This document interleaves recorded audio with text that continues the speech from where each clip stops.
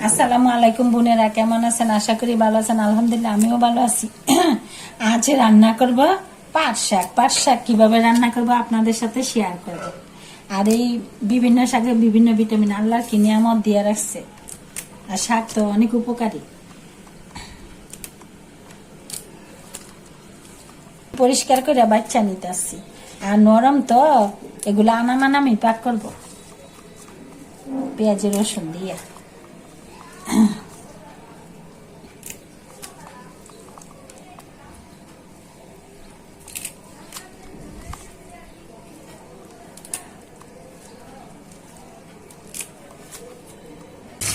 বোনেরা, পাট শাকগুলো পরিষ্কার করে বেছে নিয়েছি। এখন পরিষ্কার করে ধুয়ে নিচ্ছি, কারণ ঢাকা শহরের শাকের মধ্যে অনেক বালু থাকে।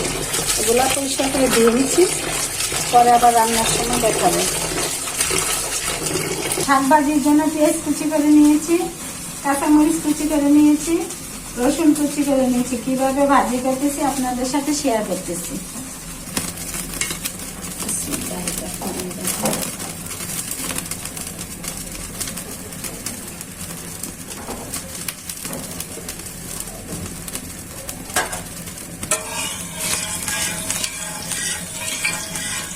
তেলটা গরম হয়ে গেছে, এখন শাক ভাজি করার জন্য রসুন কুচি দিয়ে দিচ্ছি, সাথে দিচ্ছি পেঁয়াজ কুচি। এখন এগুলো ভালো করে ভাজা হয়ে যায়। পেঁয়াজ রসুনটা সুন্দর করে ভাজা হয়ে গেছে, এখন শাকগুলো দিয়ে দিচ্ছি। পাট শাক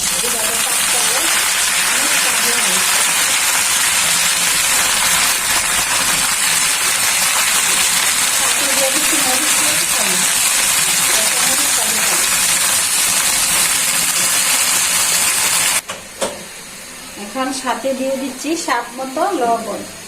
শাক যেহেতু বেশি লবণ দেওয়া যাবে না, বেশি লবণ হলে শেষ। এরকম ভাবে পাট শাকটা ভাজি করে খেয়ে দেখবেন, অনেক স্বাদ হয়। পেঁয়াজ আর রসুন দিয়ে, কাঁচামরিচ দিয়ে, স্বাদ মতো লবণ দিয়ে ভাজি করে খেয়ে দেখবেন, অন্যরকম একটা স্বাদ, লোভনীয় স্বাদ, মুখে রুচি আসে এই শাকটা খেলে।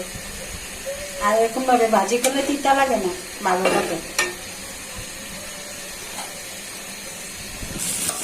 এই যে বোনেরা, রান্নাটা দেখেন সুন্দর মতো হয়ে গেছে, দেখতে দেখেন কত ভালো লাগে। এভাবে করাতে সবুজ সবুজ আছে। আর আনামি কিন্তু ইয়ে করছি, কিন্তু নরম তো, একবারে দেখেন মনে হয় যেন কুচি করে নিয়েছে। এই যে আনামানাম রান্না করছি, মাশাল্লাহ কি সুন্দর এসছে। এই যে দেখেন, এইভাবে রান্না করে খেয়ে দেখবেন, অনেক স্বাদ লাগে। বোনেরা ভালো থাকবেন, সুস্থ থাকবেন, আমার ভিডিওগুলো বেশি বেশি দেখবেন, লাইক করবেন, কমেন্ট করবেন। আল্লাহ হাফেজ।